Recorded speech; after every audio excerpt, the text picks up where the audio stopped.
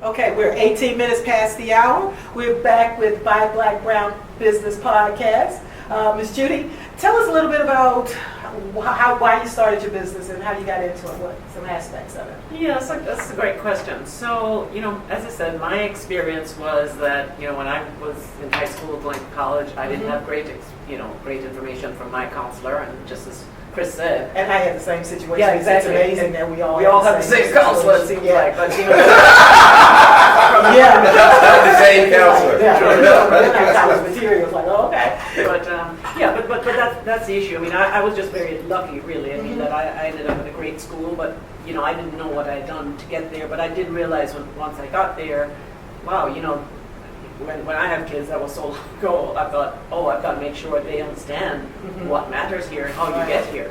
So, that's why I do what I do, because I know there are tons of talented kids and families who really want the best for their children who just don't know what to do or when to do it. They don't know what matters when. So that's why I do what I do. Information. Okay, being a Black-owned business, Black and Hispanics, we have these different challenges when it comes to doing business. What do you think some of the barriers are of being a Black or brown business? I mean, that's sort of a general question. Yeah. I think there's some, general funding issues and things that, Black and brown businesses run into. I would say for me, some of my challenges are more, they're not expecting me when I walk in the room. Yeah. I believe in educated, here to tell your child of various ethnicities what they need to do to get to Harvard, Yale, Princeton. So some of my challenges are about expectations. That's not always the case, obviously, but I think sometimes. But I mean, there's a series of issues, but I think it differs depending on the business. Now, if memory serves me correctly, you're an Ivy Leaguer too, aren't you? I am a double Ivy Leaguer. Oh, double, excuse me. Well, double. I'm the college dropout. Just so y'all know, we have a full exam. Kids are always like, how do I get there? And I go, well, when you get there, it catches you actually got to go now. Class, right? Yeah, right. Yeah, that's a good starting point. Okay, so in the media, Chris and I talked earlier about some things that are in the media. So right now, there's a hot topic about, what's the lady's name? There's a group of people. Aunt Becky. Aunt Becky. From Full House. From Full House, y'all. She paid all this money to get her kids into these Ivy League colleges. So is that a trend with the upper echelon? How's that work? I realize it's sensational, and let me preface this, I'm certified for cannot be paid for many certifications. You don't have to worry about Judy being a part of any scandals. No, I'm not. No, you do not. Y'all cannot pay her to get your kid in college. Not like that. Not like that. Not like that. You have to pay her. Not pay her. Not like that. Clear about that. But, having said that, I mean, that's very sensational. But I do mean it sincerely. I mean, at the end of the day, you want your child to go where they're going to be challenged but not overwhelmed. So truthfully, even if you could go that route, it's probably not that helpful because they're probably not going to make it through. I mean, you would not want to do that for obviously ethical reasons.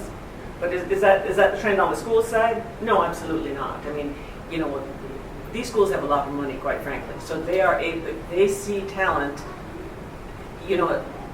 those schools would generally tell you money is not going to be the reason. If you get in and you need money, they will probably give you money. That is not going to be your issue. So that's for many reasons not a good way to go about it. And as a matter of fact, in that particular case, you realize that student, she was already highly successful. She had her own, she had her own business. Yeah, she had everything. She had, but so that sometimes I think the paper and the accolades of being an Ivy Leaguer plays a big part in so now you know the struggles of the Black business. Here we go. Okay. So with that being said, though, Judy, and we've kind of talked about this before, there's a lot of struggles, there's a lot of challenges, there's a lot of barriers for the Black and Hispanic college student. You mean high school student? High school student, excuse me, that's right. Yeah. A high school student trying to get to college. And that those type of scandals and those type of things, we didn't even know that they even existed until right. We didn't know that door was open and closed. Never knew. So So what are some of the other challenges, well, on top of, and maybe they don't necessarily have to be scandals, but it seems like going to college is a big overwhelming process, It right? is. That is it. And if there's some things that, like I said, with the college admission scandals, or things that we don't know that's kind of challenging us or inhibiting us to get to the college that we want. So say, for example, I was watching MSNBC, and they showed the story of two different, I think it was 3 different college students. And the two kind of cheated their way through with the college admission scandal, but the African-American woman, or African-American high schooler, she decided to decline the same guy's services. Smart girl. Smart girl, Okay. exactly. But she was on pins and needles the whole time. And this girl, I mean, she had done everything. So just like we kind of talked about in the past, but it seemed like she had done everything. She had done, I think she was on the swim team, if I remember right. I'm not 100% sure. But she was on the swim team. She did volunteer. She did all these other things. And if memory serves me correctly, and like I said, forgive me if I'm wrong, I think she got rejected to 2 of the 3 colleges that she had applied to, and then I think the 3rd one she got in. But she was on pins and needles the whole time. So I say all that to say this. With somebody with her type of credentials, because she had the academics, she had the volunteer, she had the athletics as well. She had all these great things going for her, but yet she got rejected by some of the top schools, and that 3rd school finally accepted her. I don't get that. Okay. I don't get that. I mean, she did everything. So That makes sense. I don't get it. Let me share some perspective with you. And not knowing this particular student, I mean, one is, one of the ththings I do when I work with students is you must have a balanced list, right? That means you can't just have, the school everybody's going after. You need to see what are your grades, what are your scores, have a balanced list of, well, you're very likely to get in here. These are a long shot, but sure, let's go for it. But as a broader issue,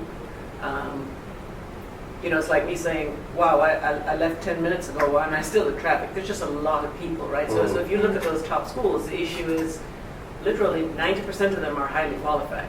So all these things that look so great, 90% of people have it. So now they're looking for something more because they have that luxury, right? So the less selective schools, I mean, it would only make sense, right? So, but you said something more. They're looking for something more. What would that?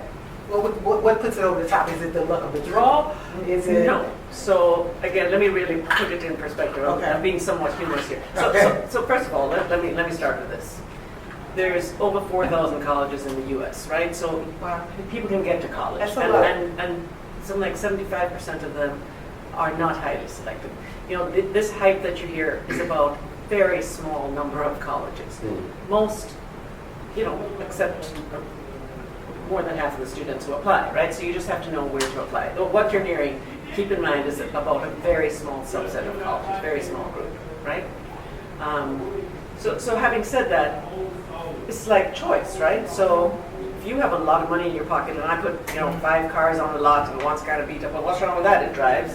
Right. Well, there's this, Lamborghini over here, I can afford it. It drives. So it depends on what your choices are, right? Okay. They just have a lot of choices because, Stanford will get over 40,000 applications this year, and they're going to take 2,000. So they just have a lot of choices. Okay. So when you say what is the choice, some of them are going to be athletes that they think, hey, they're going to the NFL. Am I going to get in next to that person? Probably not. Right. So it depends on what their choices are. But having said that, look, if I take a kid from some country you never heard of, and they made it through some incredible circumstance. I mean, look at the things happening around the world. I mean, Right, the kids who are right. orphaned and somehow they made it through. Right. This kid's a fighter. I want them in my class. So it's Okay. not just, oh, they're going to the NFL. It's also, this kid seems to have the qualities that they're going to do something great one day. If I pour any resources into them, Yeah. look what They they've come could through. do if already. they had resources. Right.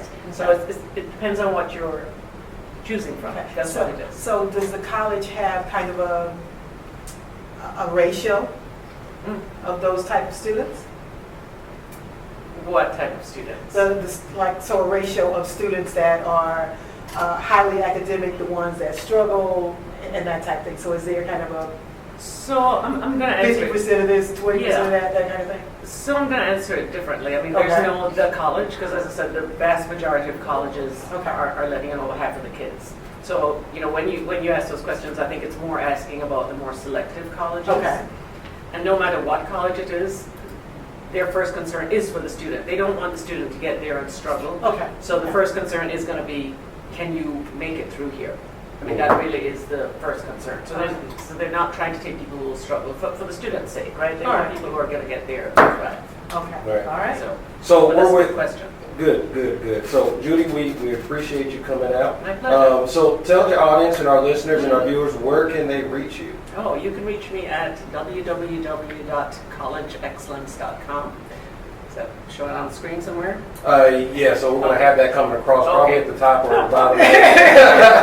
Scroll across your I was going to chest. start spelling. But go ahead and spell, because these are for our listeners on Sundays. They may not have that. So it's www.collegeexcellence.com, or you can just call me 713-333-9359, and I'd love to hear your questions and help you get where you're trying to go. Say that number one more time for people that may be listening. Absolutely. Slow it down just a hair. He's talking to the Jamaican, and I will slow it down.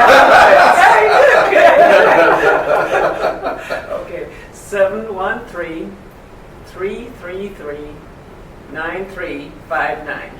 All right. Well, thank you so much. So, Thank you. Judy Young with College Excellence. If your child is in middle school or very early on in high school, please give her a call. She can definitely help your child. So. We are at the 28 minutes past the hour on the all-new Buy Black Brown Business Podcast.